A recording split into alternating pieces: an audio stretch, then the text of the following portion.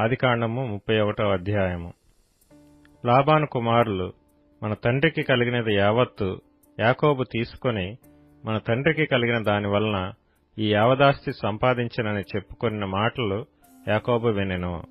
మరియు అతడు లాబాను ముఖము చూచినప్పుడు అది నిన్న మొన్న ఉండినట్లు అతని ఎడల ఉండలేదు. అప్పుడు యెహోవా, నీ పితరుల దేశమునకు నీ బంధువుల యొద్దకు తిరిగి వెళ్ళుము, నేను నీకు తోడై ఉండెదనని యాకోబుతో చెప్పగా, యాకోబు పొలములో తన మంద యొద్దకు రాహేలును లేయాను పిలువనంపి వారితో ఇట్లనెను, మీ తండ్రి కటాక్షము నిన్న మొన్న నా మీద ఉండినట్లు ఇప్పుడు నా మీద నుండలేదని నాకు కనబడుచున్నది. అయితే నా తండ్రి యొక్క దేవుడు నాకు తోడై ఉన్నాడు. మీ తండ్రికి నా యావత్ శక్తితో కొలివి చేసితనని మీకు తెలిసేయున్నది. మీ తండ్రి నన్ను మోసపుచ్చి 10 మార్లు నా జీతము మార్చెను. అయినను దేవుడు అతని నాకు హాని చేయనీయలేదు. అతడు పొడలగలవి నీ జీతమగునని చెప్పిన ఎడల అప్పుడు మందలన్నీయు పొడలగల పిల్లలనీనెను. చార్లగలవి నీ జీతమగునని చెప్పిన ఎడల అప్పుడు మందలన్నీయు చార్లుగల పిల్లలనీనెను.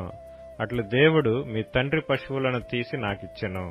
మందలు చూలుకట్టు కాలమున నేను స్వప్నమందు కన్నులెత్తి చూడగా గొర్రెలను దాటు పొట్టేళ్లు చారలైనను పొడలైనను మచ్చలైనను గలవై ఉండెను. మరియు ఆ స్వప్నమందు దేవుని దూత యాకోబు అని నన్ను పిలువగా, చిత్తము ప్రభువా అని చెప్పితిని. అప్పుడు ఆయన, నీ కన్నులెత్తి చూడుము, గొర్రెలను దాటుచున్న పొట్టేళ్లన్నీయు చారలైనను పొడలైనను మచ్చలైనను గలవి. ఏలయనగా లాబాను నీకు చేయుచున్నది యావత్తునూ చూచితిని.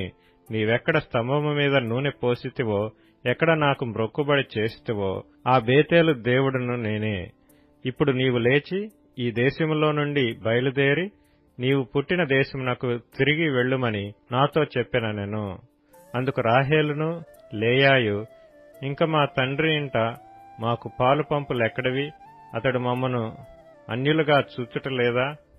అతడు మమ్మను అమ్మివేసి మాకు రావలసిన ద్రవ్యమును బొత్తిగా తినివేసెను. దేవుడు మా తండ్రి యొద్ద నుండి తీసివేసిన ధనమంతయు మాదియు మా పిల్లలదియు నై ఉన్నది గదా.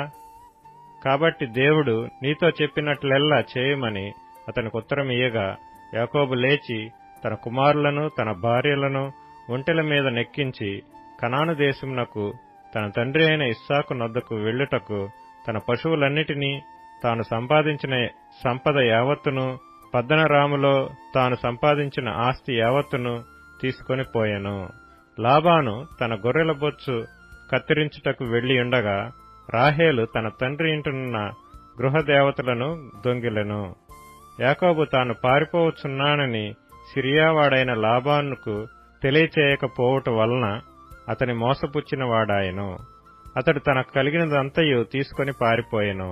అతడు లేచి నది దాటి గిలాదను కొండతట్టు అభిముఖుడై వెళ్ళెను. యాకోబు పారిపోయినని 3వ దినమున లాబానుకు తెలుపబడెను. అతడు తన బంధువులను వెంటబెట్టుకుని 7 దినముల ప్రయాణమంత దూరము అతని తరుముకొని పోయి గిలాదు కొండ మీద అతన్ని కలుసుకొనెను. ఆ రాత్రి స్వప్నమందు దేవుడు సిరియావాడైన లాబాను నొద్దకు వచ్చి, నీవు యాకోబుతో మంచిగాని చెడ్డగాని పలుకకము, జాగ్రత్త సుమి అని అతనితో చెప్పెను. లాబాను యాకోబును కలుసుకొనెను. యాకోబు తన గుడారము ఆ కొండ మీద వేసుకుని ఉండెను.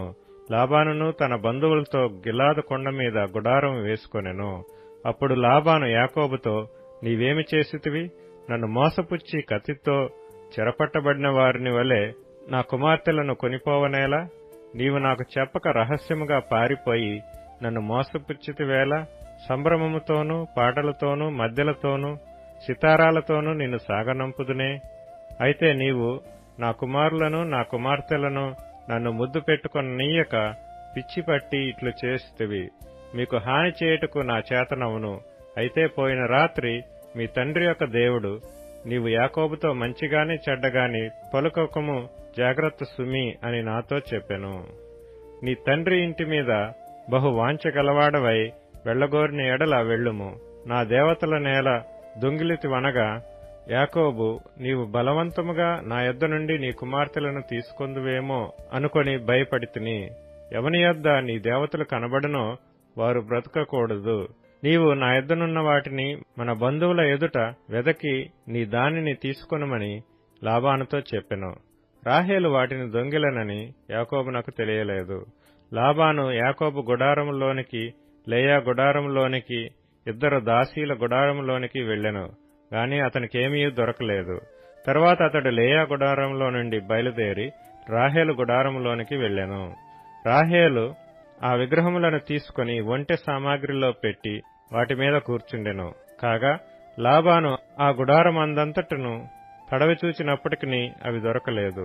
ఆమె తన తండ్రితో, తమ ఎదుట నేను లేవలేనందున తాము కోపపడకూడదు, నేను కడగానున్నానని చెప్పెను. అతడెంత వెదికినను ఆ విగ్రహములు దొరకలేదు. యాకోబు కోపబడి లాబానుతో వాదించి అతనితో, నీవిట్లు మండిపడి నన్ను తరుమునేలా?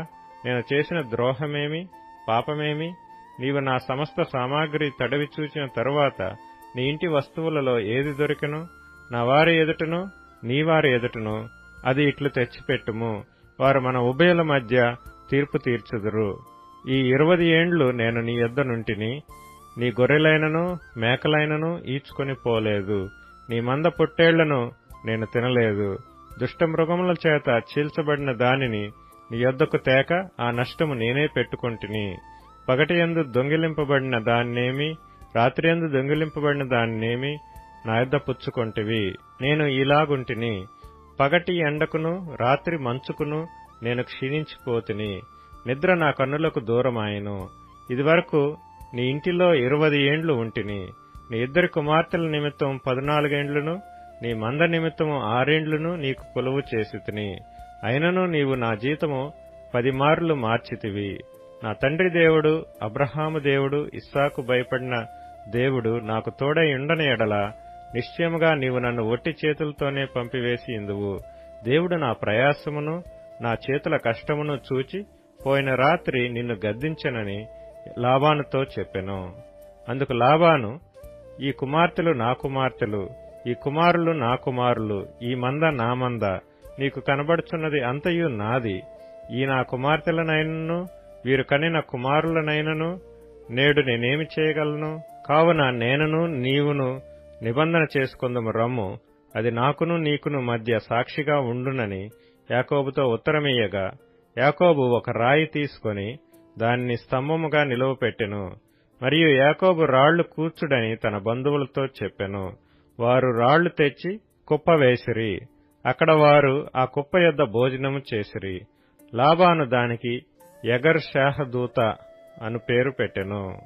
అయితే యాకోబు దానికి గలేదు అని పేరు పెట్టెను. లాబాను, నేడు ఈ కుప్ప నాకును నీకును మధ్య సాక్షిగా ఉండునని చెప్పెను. కాబట్టి దానికి గలేదను పేరు పెట్టెను. మరియు మనం ఒకరికొకరము దూరంగా నుండగా యెహోవా నాకును నీకును మధ్య జరుగునది కనిపెట్టునని చెప్పెను. కనుక దానికి మిస్పా అను పేరు పెట్టబడెను. అంతటా లాబాను, నీవు నా కుమార్తెలను బాధపెట్టినను, నా కుమార్తెలను గాక ఇతర స్త్రీలను పెండ్లి చేసుకునేనను చూడుము, మన యొద్ద ఎవరునూ లేరు కదా, నాకును నీకును దేవుడే సాక్షి అని చెప్పెను. మరియు లాబాను, నాకును నీకును మధ్య నేను నిలిపిన ఈ స్తంభమును చూడుము, ఈ కుప్ప చూడుము. హాని చేయవలనని నేను ఈ కుప్ప దాటి నీ యొద్దకు రాకను, నీవు ఈ కుప్పను ఈ స్తంభమును దాటి నా యొద్దకు రాకను ఉండుటకు ఈ కుప్ప సాక్షి, ఈ స్తంభమును సాక్షి. అబ్రహాము దేవుడు, నాహోరు దేవుడు, వారి తండ్రి దేవుడు మన మధ్య న్యాయము తీర్చునని చెప్పెను. అప్పుడు యాకోబు తన తండ్రి అయిన ఇస్సాకు భయపడిన దేవుని తోడని ప్రమాణము చేసెను. యాకోబు ఆ కొండ మీద బలి అర్పించి భోజనము చేయుటకు తన బంధువులను పిలువగా వారు భోజనము చేసి కొండ మీద ఆ రాత్రి వెళ్లబుచ్చిరి. తెల్లవారినప్పుడు లాబాను లేచి తన కుమారులను తన కుమార్తెలను ముద్దు పెట్టుకుని వారిని దీవించి బయలుదేరి తన ఊరికి వెళ్లిపోయెను.